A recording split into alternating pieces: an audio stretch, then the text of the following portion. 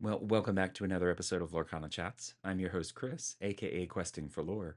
And in this episode, I talked with a French Lorcana community member and budding content creator, Bérénice. She and I talked some about her first steps with Lorcana as someone new to TCGs, some about the game's future, but mostly we talked about the nonprofit organization she helped start that provides a place for her local community to enjoy this game we all love. Sound interesting? Let's get to it.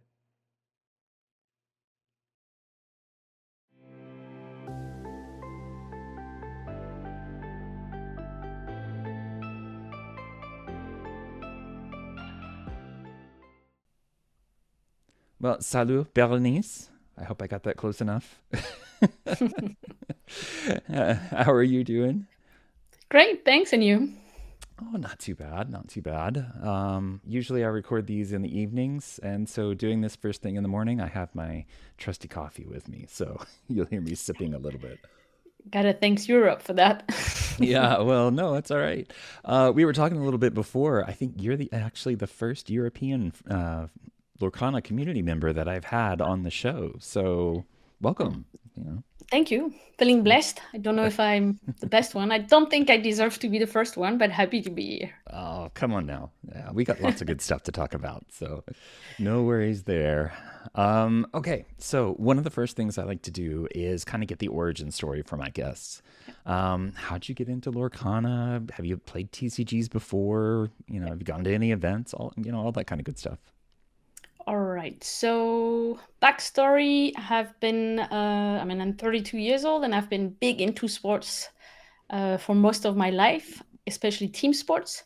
I really like that kind of like community feeling when you're on the pitch or as a group doing an activity, and then you grow up, you kind of get into your job, and then sports become more of a healthy topic. So you stop doing it as a team, you do it by yourself. And on a professional side, things got a little bit heated. So I've been through a burnout. I was living abroad at that time, so went back to France. And when I went back to France, it was the time to stare at the ceiling and kind of like question the point in life. So not a fun time, but Yeah.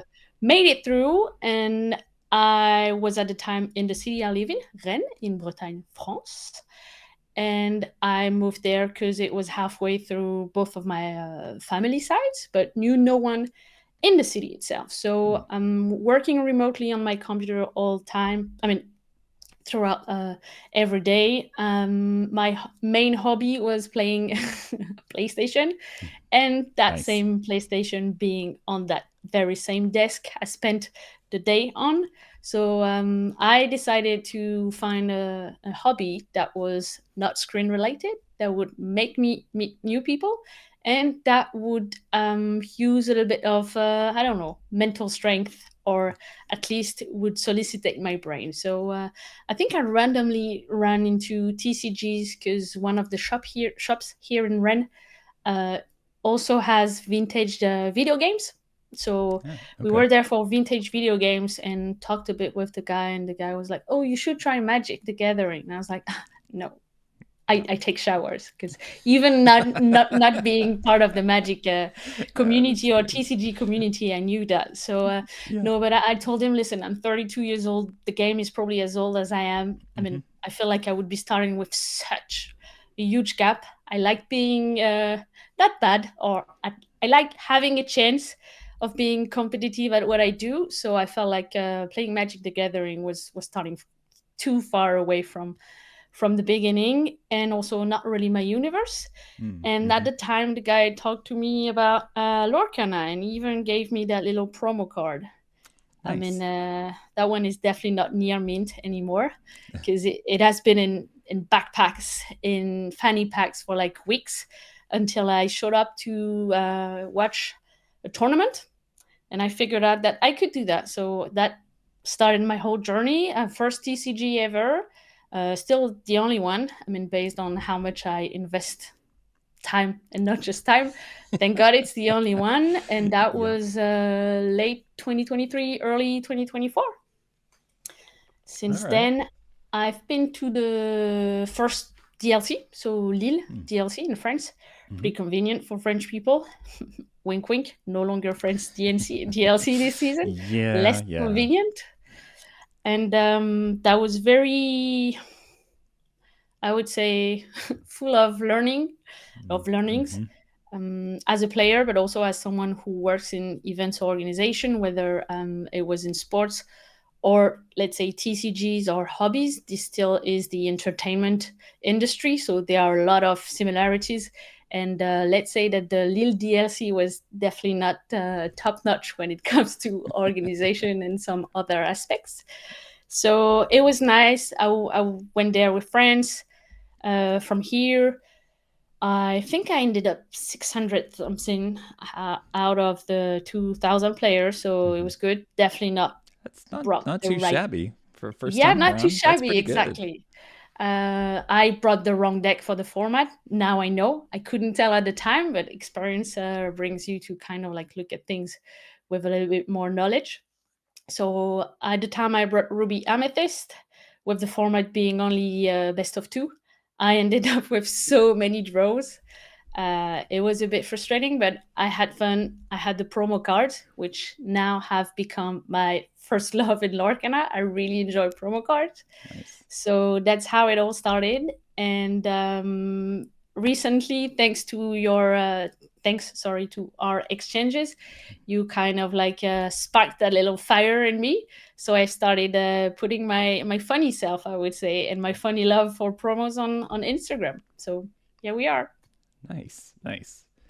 Yeah, and you're already a couple of, I guess they're videos, reels. I don't know what you would call them on Instagram. I am Yeah, not an Instagram kind of guy. reels. So, okay. It's okay. Yeah, I it's reels. my use of Instagram basically amounts to me posting whatever kind of thumbnail picture that I have for my episodes and random stuff like that. I have gotten so much into the long form content world that it's hard for me to think of, random spontaneous things Yeah. like that. So, Yeah, I mean, I totally feel you. I'm on the opposite side. I mean, I've been so used to binge consume Instagram mm-hmm. that long form creating long form videos feels like a huge challenge for me. But I still have a YouTube channel because some friends not being on Instagram kind of asked me whether I could just put whatever reels I put on Instagram on YouTube. So you can Mm-hmm. find me on Instagram and on YouTube only. Okay. Perfect. Yeah, and I'll make sure all those links end up in the show Don't notes worry. so Yeah, everybody can find you super easy. But yeah. well, cool. So let's see, 2023, 24. Uh that was after Ursula.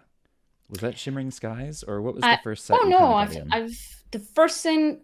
Let's say I got right in between the second set and the third one. So Oh. I basically Oh, okay. started playing, couldn't find any produced. I mean, I Yeah. don't know how. I mean, I kind of heard how it was in the US, but I wouldn't be able to compare if it was worth here or not. But it was definitely a side quest Yeah. to find products. So I remember some let's say vinted like uh, transactions on the parking lot of this or that shop. Definitely overpaid. Don't do that at home. Please Yep. wait for reprints. It always happens at some point.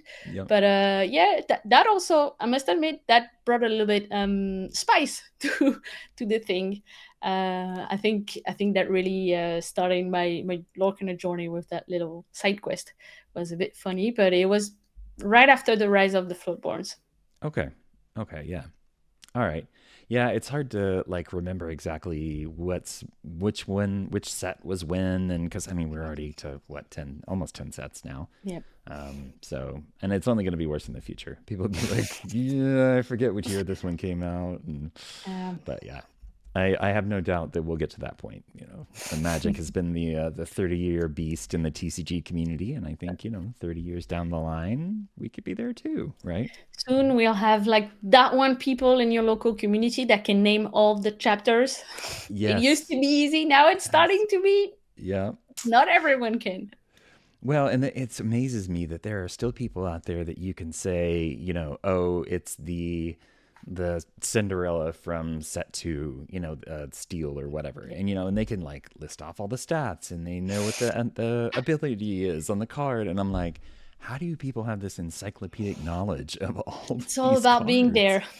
I guess, yeah. But I mean, I guess if you're like immersed in, usually those are like the competitive folks, Yeah. right? They're the ones that are like really in there, really building the decks, really trying to optimize things. I'm definitely much more on the casual side. I might pick up a deck off of Dreamborn or something, but the ones that I make are passable.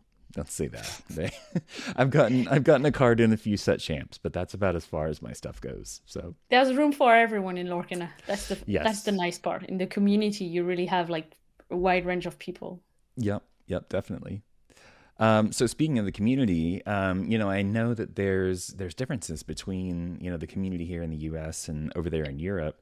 Can you kind of give me like a general vibe of what it's Yeah, like there? sure. Is it like a little more unified, or does it feel kind of separate for the different areas? Or Well, not to start a, I don't know, century long, I mean, to kick ongoing century long war between like the USA and Europe, but I mean, aside from the fact that Disney is a USA based company in the first place, I would hmm say the most where you can find the most differences are in the way that France allows non-profits to exist or right. allows I would say individuals to get together to organize more or less their non-profit thinking activities. So, hmm for example, here we are in Rennes. In Rennes, we are lucky. I mean, Rennes is probably the 10th city in France. Don't quote me on that, but just to give you a an overview, I mean, it's definitely not part of the top five. I hope I'm not saying any mistakes, but if it's part of the top five, it's just barely fifth place. Let's say Okay. it that way. And we have three TCG shops that are affiliated with Ravensburger, so that means we have three set championships. Yeah. Yeah. Uh, there are also the what we will say the toy stores, a bit like hmm Toys R Us for you guys that sell products but don't organize events. So we are really lucky to have those shops, and I assume from what I can tell, the way Ravensburger runs the affiliation program is exactly the same in the US and here in France, and I would assume in Europe. hmm It's send a league package every season. It has the pins. It has the promo cards that I love so much. It now has stickers, Yeah. Yeah. I stickers, saw that the other day. So moving, stickers, branching out a little. Yeah. the little cardboard boxes. Like, I mean, all the loot you hmm can think of, and then have them organize launch events and set championships. And on the side of that, in Rennes, the kind of regular players, we got together to create what we would call a non-profit. In French, it's called an association. It has a very specific legal form. It is something quite renowned in France, and I mean, it's definitely not specific to TCG. Sorry, that that that shape of company, that type of company, I would say, hmm hmm organization, not company, organization can be used for literally anything. It could be rescuing animals to organizing sports tournament to cultural activities in museums or in neighborhoods. It's really up for people to gather and come up with an idea, come up with goals, and start that little organization. So how it works for us, and when I say us, I mean les Ille-Lumineurs, which is the name of the non-profit in here in Rennes. There's a wordplay because the department we are in is called Ille-et-Vilaine. So Ille, hmm that wordplay was an easy one. Nice. Didn't have to think too long for the name. But how it works is we have there's this nonprofit, and then people just pay a membership, a little fee membership for the year, and then we have access to every Wednesday evening play session. So because Mm-hmm. the nonprofit is structured and declared officially and respects some rules, we can ask the city of Rennes, and they provide us or not some spaces that we can use. So in the That's first nice. year, we only had the the room, because it's a room actually. We only had the room for 3 weeks. I mean, sorry, 3 weeks evening per month. Now we'll have it every month because we have showed that we were active. We showed up. We've contributed as well to the few city events that we've been asked to. So we get to play together on the Wednesday, and we get to decide what we want to do. Sometimes, like last night, we just showed up with our core constructed decks because some of us are going to Bologna and they wanted to start trying the new meta. Yeah. Sometimes we decide that we want to draft. Sometimes we decide that we want to do a launch event format, so a sealed format, but in multiplayer. It's really up to us, and when I say us, I mean the member of the nonprofit. So you have the members that pay a fee every year to go to those Wednesdays evening and to benefit from a little price reduction on the events organized by the nonprofit. And the nonprofit organizes free events, but it also organized a lunch event for every chapter and a set championship for every chapter. Because we are so lucky to have so many shops in Rennes that are running TCGs activities, every set championship, the nonprofit partners up with one of them and organizes for them the set championship. It's a win-win for everyone because rents are expensive. I mean, France is definitely not the US, and especially Rennes, it's a tiny city center for TCG shops to live. It really has to be in the heart of the city, and the heart of the city is very, very small.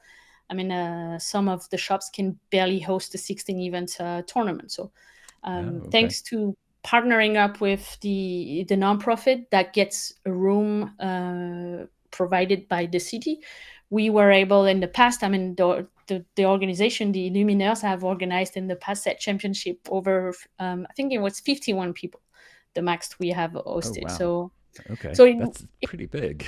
yeah, that's pretty big, and it was a big time for the board. I mean, I'm not part of the board of the association. Of the organization. I helped putting the thing together because that's also kind of the things I do for a living. But I didn't want to commit that much. So I'm not part of the board, but the board was very happy because it was the very, very first set championship organized by the association and a shop. Nice. So that way we have the league reward. So it brings a lot of people. And on top of those events, but it also overlaps, the organization is able to provide things that the shops are not providing. For example, is able to organize the set championship on Sundays. I mean, in France, having a shop on Sunday is very, very expensive because Sunday is a blessed day that you should not be working on. So that way you have a lot more people being able to attend the championship set championships, English way of saying it. And it's a win-win because the shops would never be able to host 50 people. They do. And then among the other things that the nonprofit proposes to the community that are not available through the shops are those Wednesdays evenings, but also those fun tournaments.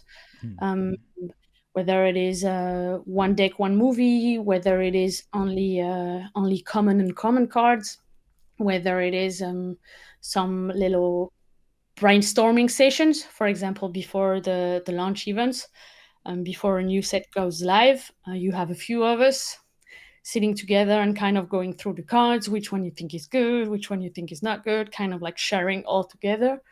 I can guarantee that attending those little sessions doesn't make you good in sealed because I've attended results who are not where they were expected. But yeah, I mean, I feel like it's important for the organization to provide something different than the shop so that it doesn't conflict and it doesn't kill the community. Because even though they managed to gather 50 people ish out of the 3 or 4 championships they've organized so far, I think we've always been somewhere between 30 and 50. I mean, you could easily kill that community because Yeah. those championships are on a Sunday, so you have people coming from further away. But in the city itself, when it comes to shops, events were more somewhere around 15, 25 on a regular basis, and it goes pretty quickly to Yep.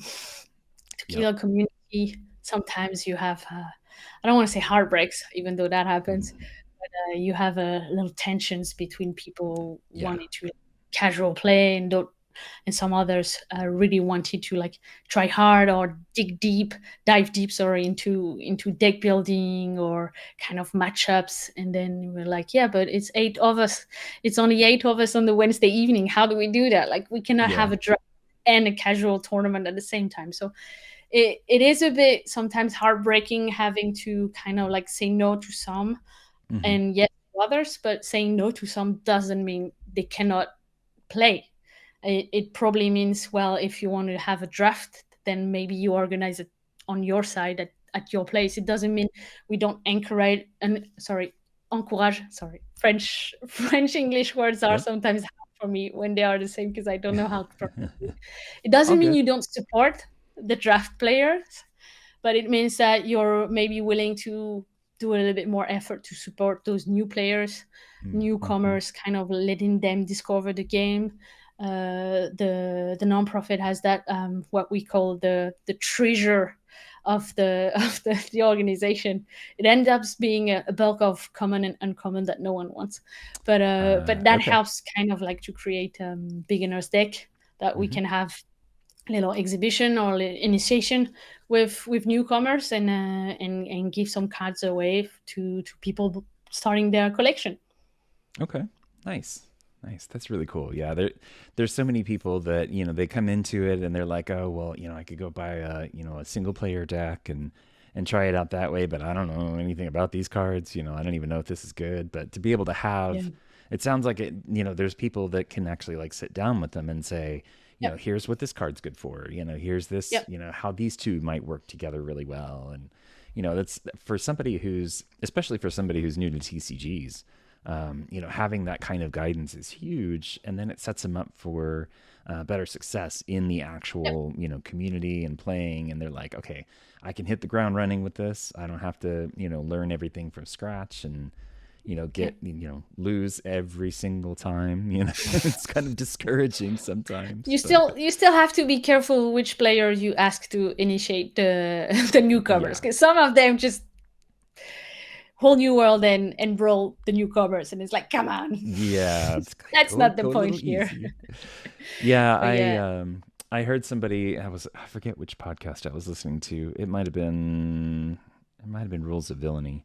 But they were saying that one of the things that they like to do is when somebody's new, obviously they're not going to know the cards, they're not going to understand, maybe even the gameplay, is actually playing with open hands, so Yeah. your hands are out in front and, everybody can kind of see it. And, you take time instead of doing best of three, maybe you just do one, Yeah. there's all sorts of modifications that, that can be made. And, this is definitely the game for it. I know you made a joke about Magic at the very beginning being a little bit more on the sweaty side, the competitive side. Um, but it's nice to hear from so many people that that's kind of the situation at their game stores or whatever organization is handling this Yeah. stuff, that people are willing to sit down and talk Yeah. talk people through it and introduce them. I feel like that is one of the biggest ways to help grow a good community versus just, Yeah. let's get everybody in we can and try to make our events as big as possible. And, so. Yeah, and the friends structure of nonprofit really makes it, let's say, friendly to that environment because Mhm. as a lot of sports club are nonprofits, unlike in the US where you often have, let's say, some of the colleges or so on. Mhm. Technically, every sports club in France starts as a nonprofit. Oh. You have September is a really key moment. The going back to school season is the season where parents kind of like pick a sports or pick activities for their child. Hmm. So you will always have every town, every, let's say, or maybe gathering of town, but every local community will have the, let's say, association festival where every nonprofit is welcome to show up and have that little booth where they can explain what they do and kind of like get members that way. So that is Nice. one thing that happens every single year in literally every city. So we get to have a booth and to kind of like tell people, hey, do you want to discover? Do you want to take part? I mean, for sure, we don't get new members that way, but we get to initiate people, or I mean, to introduce people to the game, and maybe they'll come back. And there also are a lot of games festival Hmm. where we get to also have a booth and then initiate people, show the game to the people, and then that way you have a little bit more filtering because you already know those people are interested in games.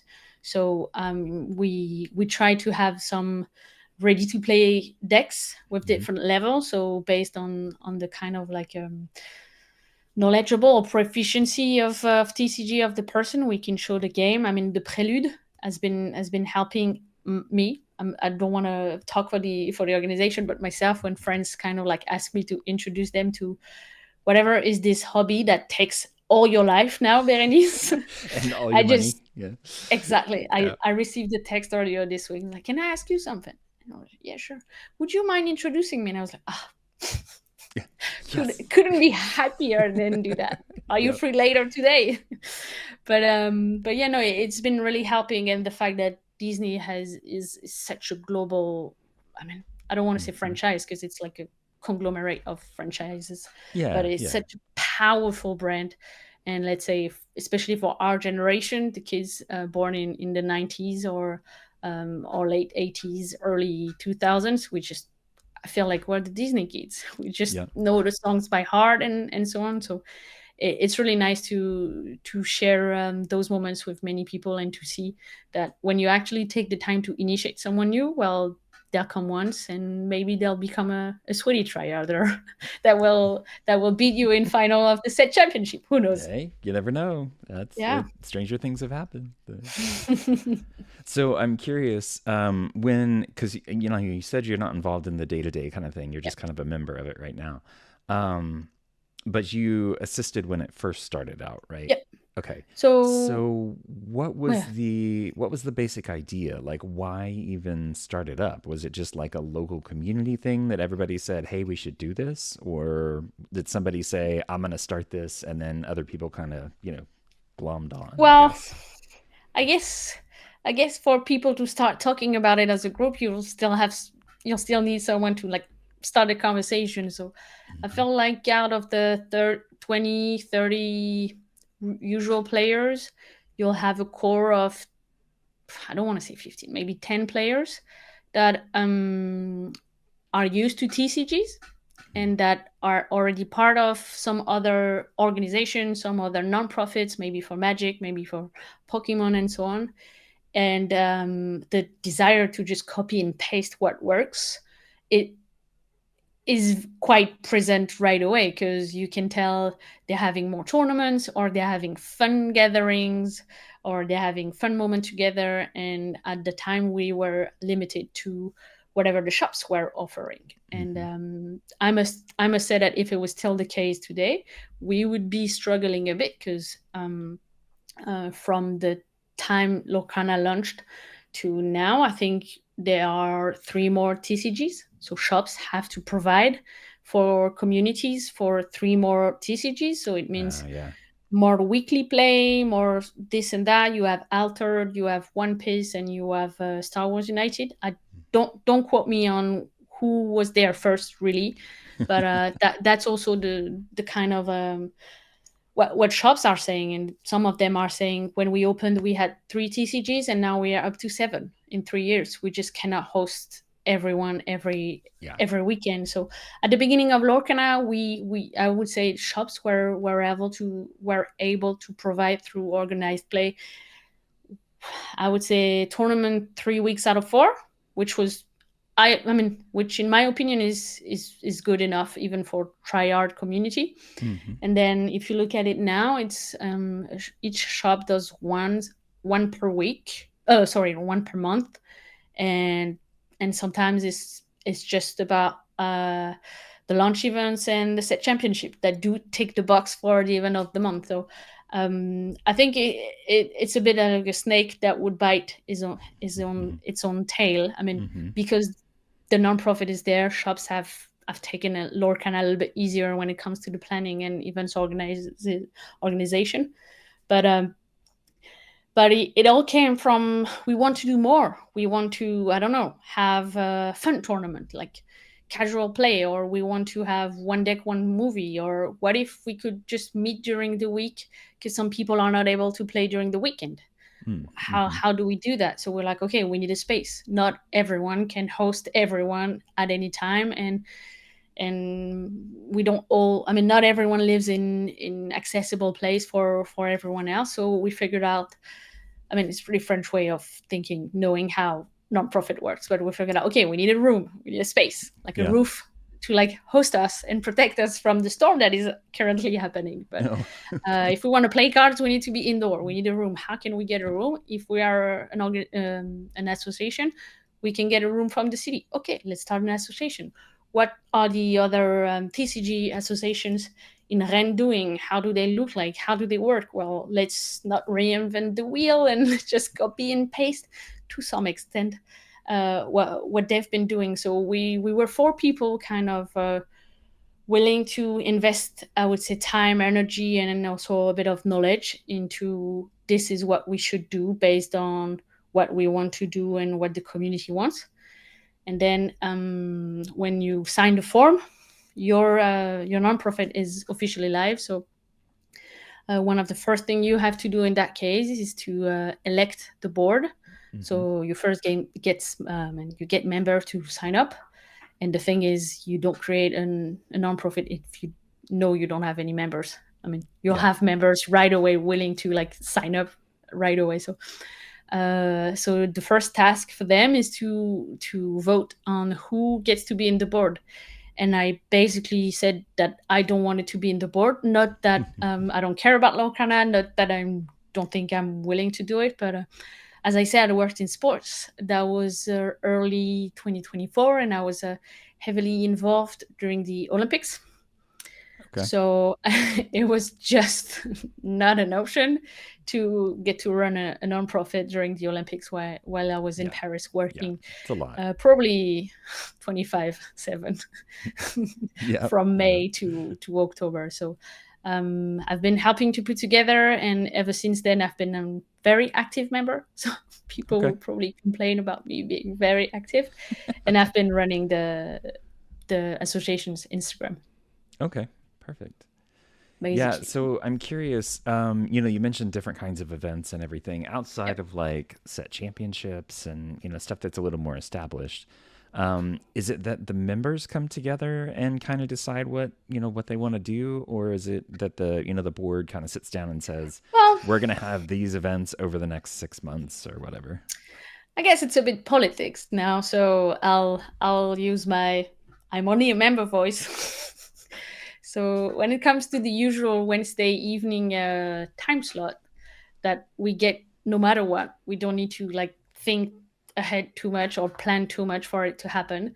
Mm-hmm. We use online polls to figure out what do Okay. people feel like doing, who's going to be there, are you going to be there, are you not going to be there. If I can take the occasion to remind people to just say it on the poll. If you know you're not going to Yeah. be there, just say it, because that way we can kind of, whether it's more about 15 or whether it's more about 5 players coming. But we just kind of share. We have a common Discord, and we just share about what we feel like doing. I mean, based on competitive um, upcoming competitions as well. Mm-hmm. Some are going to Bologna. They want to train. I think right after the launch of Jafar chapter, there was a competitive event in France, and a lot of people from here were going. So uh, we had we had a core constructed on the Wednesday evening, right Mm-hmm. after the start of the chapter, 3 days after, because the tournament was the weekend after the launch. So we're really trying to match what the people are wanting, and obviously the board. I mean, the board gets elected by the member. So to Right. get Okay. elected, you still have to like declare yourself running for the board, and then people vote. But the whole point of that kind of organization and that kind of let's say status, the rules of the company that you have to obey, oh yeah, to which you have to obey, Yeah. says that you're doing that for the members. So the board is kind of like keeping it together, kind of leading Mm-hmm. the ship. Uh, but um, but it always comes down to what the people want to do, and what as I mean, as a member, I can see how for the past few months we've been struggling a bit between some people wants to be competitive with not so many competitive events happening on the global scale, or let's say the whole conversation about Lorcana being pushed by Ravensburger was definitely not about competitive play. Mm-hmm. It was more about casual collecting. And then we're like, yeah, but we have some really heavy players that wants to do core constructed, that want to like try hard or train hard. Mm-hmm. And we have some people that want to go for casual play or theme tournament, or even try some musketeers multiplayers, whatever the name of an exotic format you can think of. So Mm-hmm. it was a bit complicated, and as I said, sometimes the hardcore players know themselves so well that they can even have their own thing on their side without the non-profit to Yep. get in the way. I mean, it's for sure every week six of them would be down to do a draft. Guys, six of you. I mean, if one is happy to host, you can do it at home. Yeah. You Yeah. so it's sometimes a bit bit tricky being in between, but that is part of the beauty of trying to please everyone in the community. Yeah, yeah. That's I mean that's one of the toughest things. It's a a lot of the LGSs here in the U.S. also have the same kind of problem. There are some random groups out there, and I don't know if they're established as a nonprofit or something else, something different. That will have events at different places, but a lot of the LGSs are struggling with the same kind of thing. It's just how do you have an environment that's both accepting or that's accepting of both sides, and Yeah. everybody in between. I know a lot of the larger ones are able to have multiple nights, to where they can, they'll have a learn to play night, they'll have a theme night, they'll have a, competitive, all that. But that really seems to be few and far between right now. There's a lot of them out there that will only have it once a week, and it's if you everybody decides to play a theme deck that time, cool. If you have somebody new show up, then it's like, okay, well, now we have to do a little bit of a newbie introduction, and it's a little more flexible, I guess. Yeah. Um, but yeah, it's really cool that that the city also provides resources for y'all. Yep. You mentioned that the group also gives back to the city, to the community. Is that what kind of stuff does that look like? Well, basically, it's like taking part into to their activities. So the kind of a big non-profit festival that I talked about Mm-hmm. is run by the city. So basically, the city invites every single non-profits that they work with to Mm-hmm. be there, to have a booth, to present their activities, but they also contribute in the organization. So that could be, I don't know, helping at the food and beverage booth. That could Ah, be okay. being at the barrier, making sure that no one drives by this street that has been blocked for the festival. Things like this. That's really contributing to what the city is offering to all associations, Mm-hmm. whether they are sports associations, whether they are chess, bridge, I don't know, theater clubs, or Lorcana, Lorcana Yeah. people. You just it's if you get a room from the city, you'll have to give back somehow. So you'll have to be a volunteer for the city during the nonprofit festival, or during the game festival. You'll have to be there. Mm-hmm. It's really important. I mean, for the survival of the nonprofit, like being able to get that room, it's pretty clear. If you don't play the game, you will not win the game. You will not get the free room, more or Yep. less. But that's that's also nice because it gives the Lorcana community the opportunity to be part of something bigger. Mm-hmm. Like you find yourself at the, I mean, maybe a bit less at the nonprofit festival because you'll be next to chess and maybe I don't know, basketball organization or something like that. But at the game festival, you're next to other TCGs. You're next Right. to board games. You're next to kids board games, video games. So it's, I mean, at the end of the day, we're not companies selling something, Mm-hmm. even though we could act like it. We kind of like talk to the same audience. So it's also nice to be all together and to have that feeling of belonging to the city's cultural or entertainment offer. Nice. Yeah, I love that. You know, and I know that wouldn't work, you know, on a larger scale as well, you know, but it sounds like, you know, for a relatively smallish kind of group, you know, that's a perfect thing, you know, to where it's not just, you Yeah. know, just all these random organizations out there, you Yeah. know, kind of separated. And you know, I'm sure there's some wider organization that y'all are all a part of that kind of, you know, wrangles all of the nonprofits or whatever. Um, Exactly. but yeah, that's really cool. I wish that we could do more stuff like that.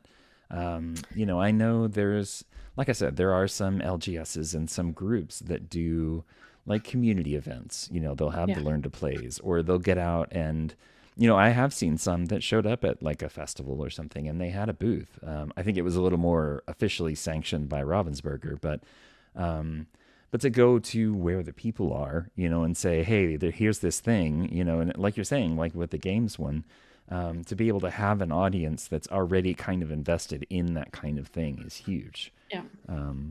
You know, and then having an organization that kind of goes out there. You know, I know the 20 Lore Pro folks. Yeah. They actually do something kind of similar. They, you know, they help with events. They help organize things. They help. You know, they have some players that they kind of, you know, they kind of wrangle, I guess, on their side. But you know, and it's cool to see those kind of organizations popping up in the community already. So that it's not just about, oh, we're just going to play the game and that's it. It's more about like, okay, what else can we do to help, you know, Yeah. help grow the community itself, or, you know, the local community like y'all do with your groups. So, I mean, I must say, if there's a shootout to be to be made when it comes to the nonprofit, it goes to Johan, who is the president and who is always the one down to go volunteer, spend his Saturday or his Sunday at a barrier, just making sure that the association shows up for the city, so mm-hmm. that we get to enjoy what the city provides to their associations. So it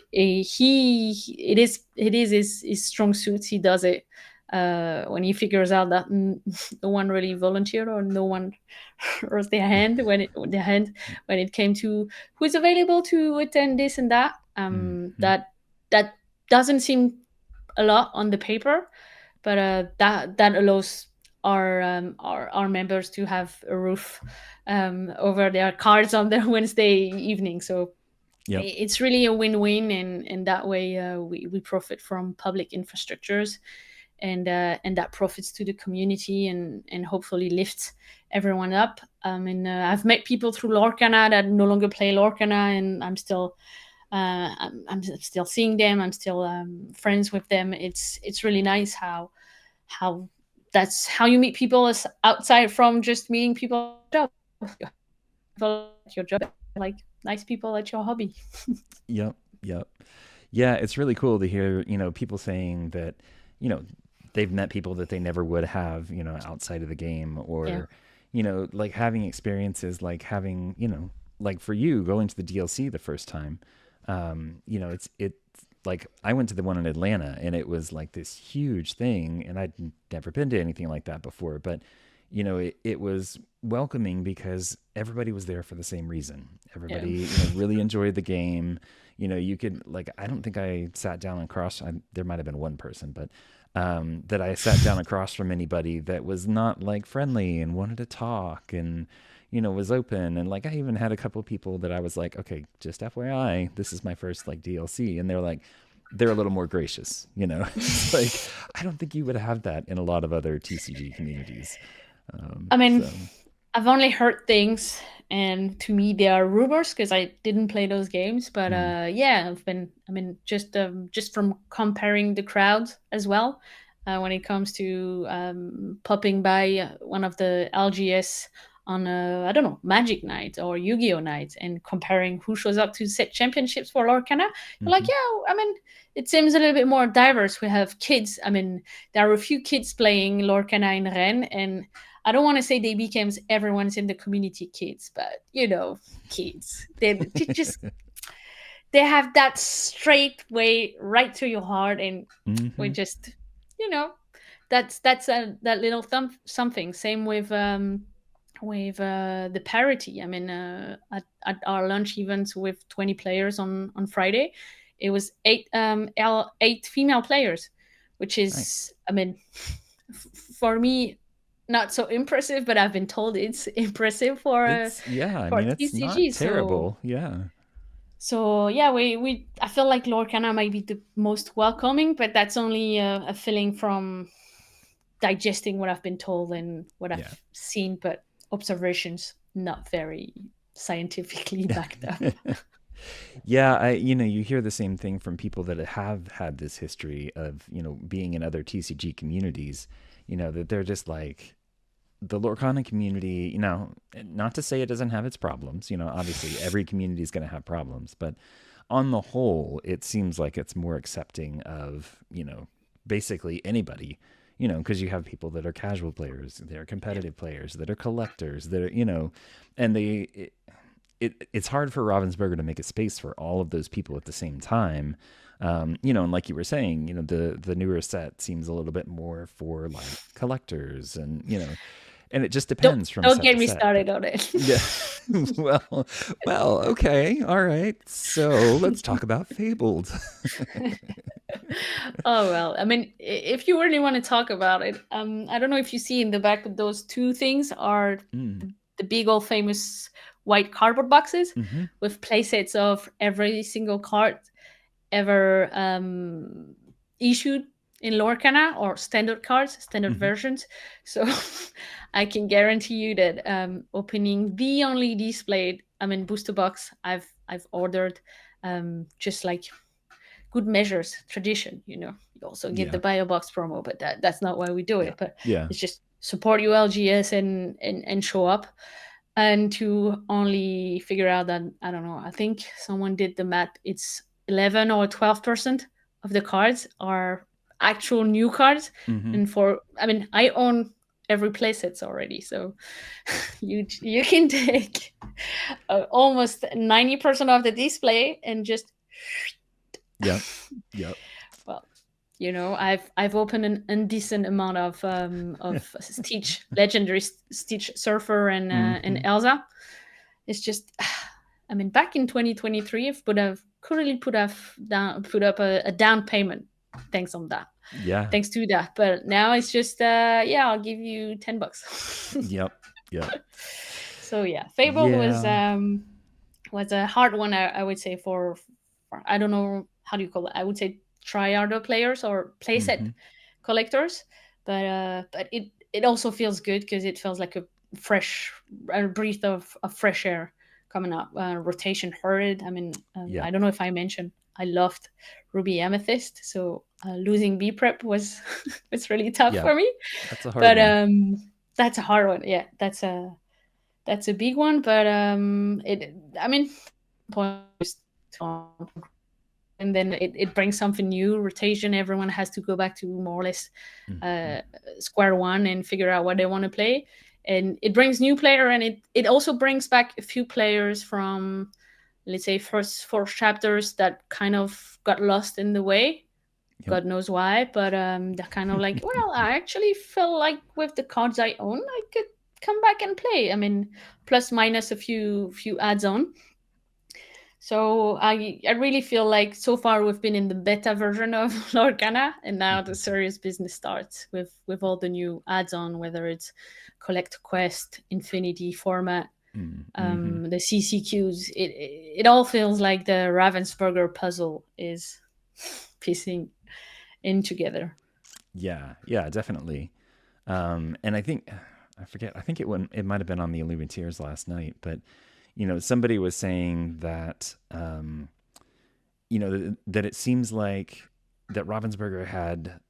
I mean, they knew it was a good game, right? They knew it was going to be popular, but I, Yeah. I don't think they realized exactly how popular. And now they are trying to play catch up. I mean, I Yeah. know they plan these sets so far in advance, right? This Yeah. Yeah. set 9 was probably what 6-9 months ago that they were working on it. Um, but to understand that having that kind of reset point coordinated with the rotation and be able to kind of give people those cards that they might have been missing. Now, not all of them are super great, that they might have been missing from previous sets, but to kind of give them that starting place again, or people Yeah. that are new to get some of those. Like there are some cards in the reprints that are really really impressive cards. Yeah. Yeah. Yeah. um I mean, and oh, go ahead. that's a very fair point. Sorry that you bring up, because even if you look at the, let's say, competitive season, or let's say organization, it really feels that way. They're like, yeah, we'll Mhm. have 3 DLCs more or less per continent, or adjusted to proportions, let's say, and Yeah. then it will be 2,000 people caps for main events at those DLCs, and then Milwaukee, Bologna, Lulapalooza thingy happened, and Mm-hmm. then last week they announced, well, we'll just we'll just move up the cap for the last 2 DLCs in Europe and see what we can do in the US. So it really feels like they're doing things in every single time, maybe a little bit less now than in the past, but they are being caught up by the enthusiasm and the success of the game. I Mm-hmm. mean, as I said, I'm really not a TCG fan, and although I'm from the Disney generation, it has been a surprise for some of my relatives to figure out that I'm so much involved into something related to Disney. So I've heard that there has been a first attempt at a Lorcana like, or let's say Disney card game TCG games in the past. So I Mm-hmm. mean, working most of the time on strategy for events or communication campaigns and so on.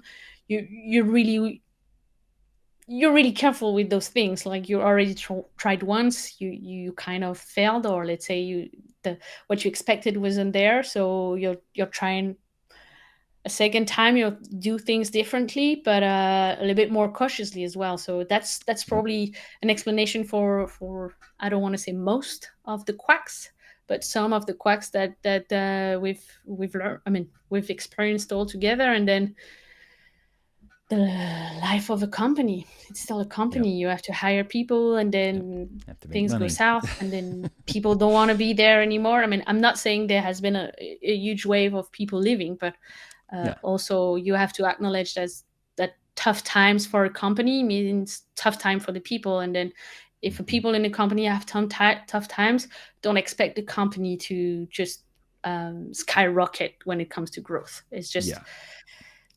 that just I don't want to say basic human dynamics, but it also makes sense. So a bit of I don't know, understanding and empathy Mm-hmm. is nice, and especially when you think about hobby. But then at the end of the day, it's still a company selling us this hobby. So it's like Yep. where do we stop the cursor between what is okay to be figured out on the go, and what is decent level for the price you paid. Yep. Yep. Definitely. Yeah. And especially this being Ravensburger's first TCG. I know they've got a lot of stuff that I'm sure they've done in the past with other events and other, Yeah. event coordinators and everything. But having something where it's a competitive thing. I know they do like speed puzzling and stuff like that, which is which I've is a heard it's whole a thing. interesting thing. Yeah, it is. I had no idea it was a big thing until the It's Lorcana a puzzles were safe coming out. space. We don't judge hobbies. Yeah, yes, absolutely. But this is so different for them, and Yeah. especially the level of community interaction and passion. I know that there's passionate people about some of the other products that they make, and they do some kids' toys, some learning toys, and stuff like that. But But I think this is probably such a crazy environment compared to all the rest of the stuff that they're dealing with, Yeah. that it's just taken a while. It's Yeah. it's not great for the people that were spoiled and had a lot more DLCs last season. That was a tough one, but they've also said Come that on. things are going to improve in the future. So, like you said, how much grace do you give, this kind of company? Exactly. For and they are trying. I will give it to that. Yeah. They're working on it, but But in the meantime, you kind of have to also be very pragmatic about things. Like, come on, yep, guys, you bought the Disney rights. Like, yeah, yeah, you didn't buy. I mean, don't want to throw shade on any licenses or franchises, but you bought. I believe it's top two of the most global brands hmm comparable. I don't know what would be the right label, but you have Pokemon and Disney kind of like first and second, whether you limit Disney to some of the things or include the others. So, I mean, it's not the kind of investment you do just for fun or just to see as well whether yeah, it works. It's also probably part of a super long-term strategy, being more or less we want to compete with Pokemon in 10 years, 15 years, 20 years, something like that. hmm So sometimes it, I mean, I've been worked in having worked in strategic decision taking and putting up projects and companies. Sometimes they're like, come on, guys, they just it's like you kind of had to know that something was exact. going to be expected, but you know And it, well, and sorry, go ahead. they also have the like they have puzzles that are Disney already, but they also have the villainous stuff, which has Yeah, been like crazy popular. I think they're probably up to like 50 expansions by now, but and so you would think that, hey, okay, this is Disney, this is really popular, people are liking this, maybe we should take that into consideration when we're yeah, we're thinking exactly. about this other Is game. But isn't there any, I don't know, knowledge or experience transfer in between the Villanus department and the TCG I would department?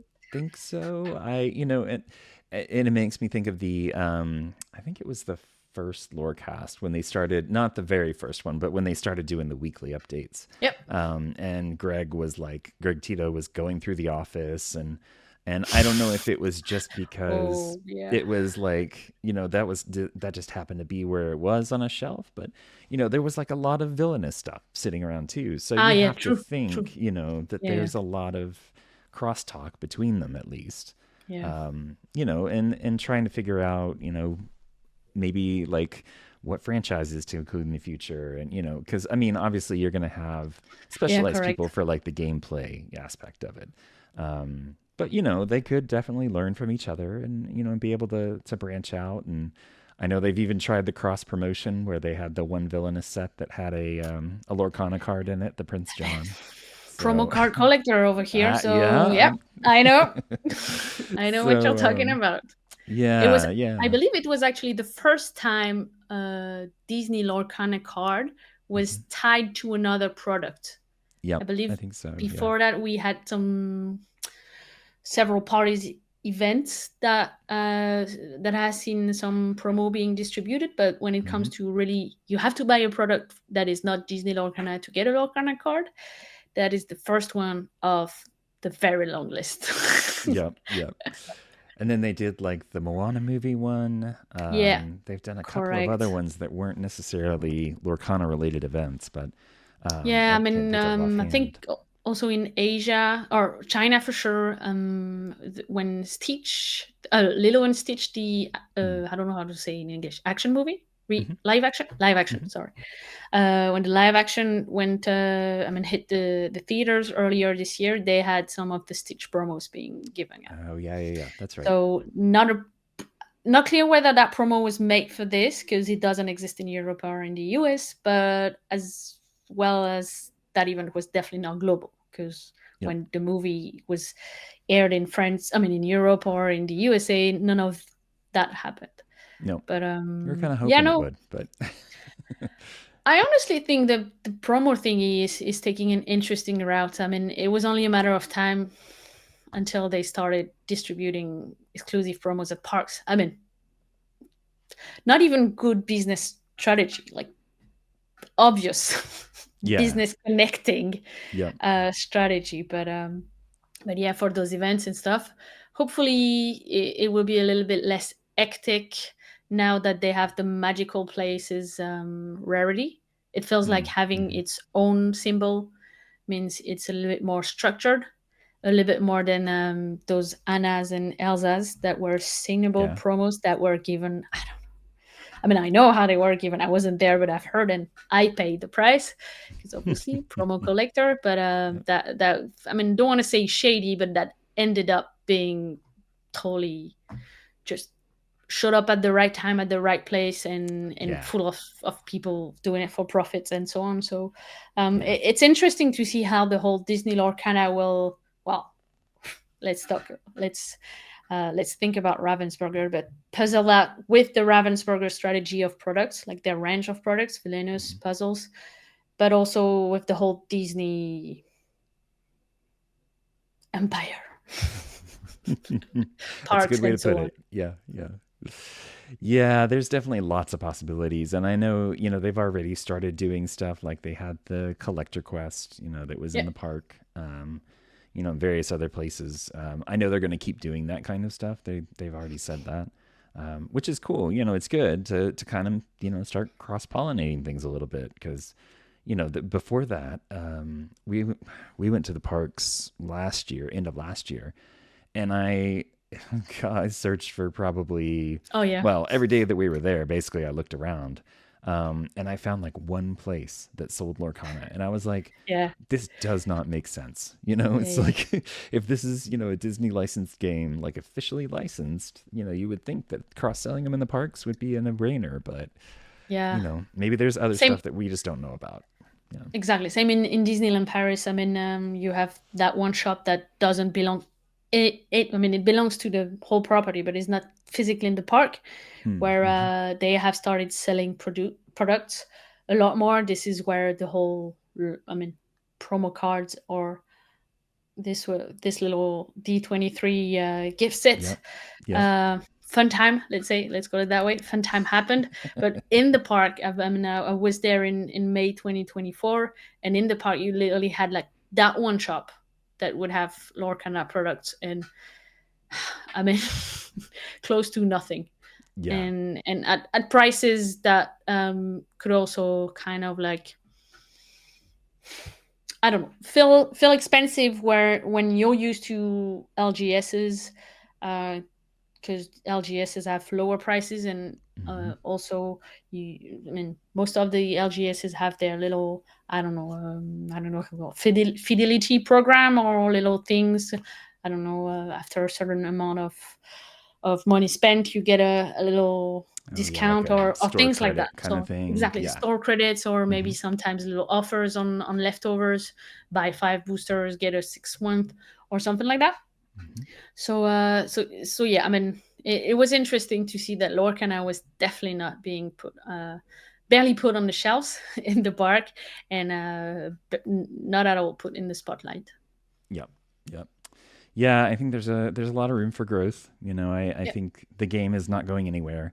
And despite people saying, "Oh my gosh, we got a full set, almost a full set of reprints," why would they do that? The game's not going to last, and it's like seems to be doing pretty good. I mean, if it can survive this kind of stuff and the stuff that's happened over the last, year or so in the community, yeah, um, you know, I don't see it going anywhere. So, it's good. yeah. A lot of friends comes to TCGs and ups and downs, and what are the types of downs that would kill the community at Hmm. the global level, that would kill the game, not just the community. But I mean, having stepped in the Disney adults, Disney fan land on Yeah. social media, it just felt like there's way too many people for it to disappear. Yeah, yeah. Well, and Feels more like people come in every day, which is great. exactly, and Yeah. no communication, massive mistake or total I mean, total fail will make those people disappear. So Yep. Yep. Well, cool. Well, hey, thank you so much for sitting down and chatting with me today. I really appreciate it.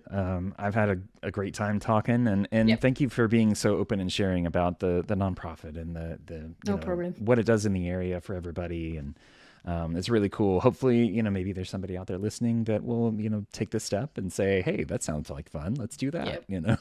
So And yeah, as I said, credit to the board. I mean, non-profits only run to, I mean, with the energy of people willing to help. I mean, we don't get mhm. money out of, I mean, when I say we, because there are also other members helping the board, but we don't get money out of it. We just get the pleasure of being together and seeing our activities a little bit more structured than they would be if it was only down to that one guy or that one girl. Yep. Yep. Yep. Community is always better than a single point of failure. So. Exactly. I mean, you cannot play Lorcana alone, so No, you need no. someone. Yep.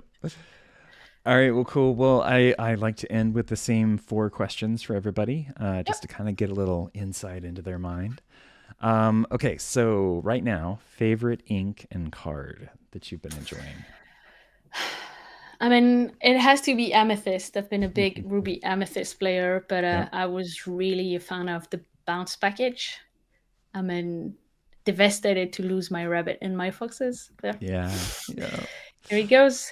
And favorite cards, right? Hmm. Favorite cards. I'm a bit prepared, but favorite card has to be a promo card, right? Right. It Absolutely. has to be a promo card, and it's one that means to me because I got it as participation reward in Lille. Nice. Hmm. So that one trip with the friends, that was the very first one. I didn't get main event tickets for Bologna. I get attendee tickets only, so I'm not sure it's worth going. I'm still considering, Yeah. but yeah, it was a fun trip. It's a fun memory, and I just love that card. It's just if you get to see it in person, I mean, it's not that expensive for a promo card. The foiling is just beautiful, and it really Yeah. does justice to to the illustration. Yep. Yep. Definitely. Oh, and for the audio only listeners, that was the Dragonfire promo Oh for yeah, the DLC. the, the Sorry. Dragonfire one out of C1 English point one, chapter one. Nice. Here you go. Nice. All right. Next question. Favorite Disney movie and why? It's hard. It's hard. I had to pick one for a kind of like a Lorcana community players trivia Hmm. last week or 2 weeks ago, and I decided to go with a Pixar one to make it a little bit more complicated. Okay. If we are to use Pixar's, I would probably say Inside Out for you. Nice. But Nice. if we limit ourselves to strict understanding of Disney, I can't really decide with. I mean, between Mulan and Hercules. I mean, Nice. I Okay. mean, favorite Disney. I mean, favorite Disney often says a lot about one's age. So Yeah. that I'm definitely right down that alley when it comes to the choir. How do you call that? Choirs Mm. singing Mm-hmm. Disney movies, Mulan, Yep. Hercules, Like the musicals. Yeah. exactly like Mm. the musical Lion Kings and so on. So these ones. Yep. Yeah, that was right. That perfect like Disney Renaissance right there with Lion King and all those movies just kind of really kicked off that second They, wave, I guess. So exactly. They don't do that many musicals Disney anymore. Or yeah, when they not as do, they much. they, they put a lot of promo into it. I mean, Yeah. marketing material like Encanto and Hmm. can't think of any, but Encanto Yeah. and Yeah. Coco. No. Oh yeah. Yeah. Oh, I love that movie. Yeah. Yeah. All right. Next question. If you want to give a shout out to any of your local LGSs or where they could potentially find out more information about the nonprofit and getting involved. Um, the nonprofit name is Les Illumineurs. I mean, as a matter of fact, I mean, everyone is welcome, but I don't think people based in the US are really interested into what's happening in the Yeah. 35th Department of France. But if you want to give us a follow or I don't know likes or something like that, don't hesitate. We share basic informations on the nonprofit social media. Just we'll meet there. We'll do that. We'll have a set championship. Don't try to overdo. We rather have people putting their energy in really needed areas more than just aesthetic or surfaces topic, and shootouts to the 3 LGSs in Rennes. I mean, one has a special place in my heart because they gave me that card that started my financial situation issues, but Yeah, I understand. I love all 3 of them. They are all of them are a bunch of cool guys, and recently we've added a few female people in those shops, so that's also helps. And it's funny to figure out that some big dudes looking like Magic players are Disney fans. Yeah. Yeah. Hey, takes all kinds, you know? All right, well, cool. And last question, where can people find you and your content? Well, as I said, the association, Les Ille-Lumineurs, is pretty straightforward. You'll probably find it on Instagram with the same name, YouTube with the same name. A few members have tried to put together videos, long form videos. It takes time. It is time consuming. And as a non-profit being not so ambitious, I don't want to promise you we'll have regular content out there. And when it comes to me, Bérénice, the mad promo collectors, you can find me on Instagram and YouTube at uBérénice, literally what you can see written right here, I guess. You will have it here. And on Instagram, it's uBérénice Lorcana, and on YouTube, I just throw whatever I put on Instagram on YouTube, because not everyone is on Instagram. And let's see if one day I don't do a longer form type of video about the few nice promos I have. Yeah, there you go. Got a good starting place. Exactly. Don't forget, you're the little spark. You'll forever be that little spark. Whatever this fire becomes, you'll whatever be it turns into. Yeah. Yeah, exactly. Yeah. Well, it was cool. so nice talking to you. Yeah, it was great talking to you. I really appreciate it, and I'm glad after all the rescheduling that we had to do, that it actually time difference. So, it happens. Yep. All right, well, cool. Well, thanks again, and we'll see you around the community. Yeah.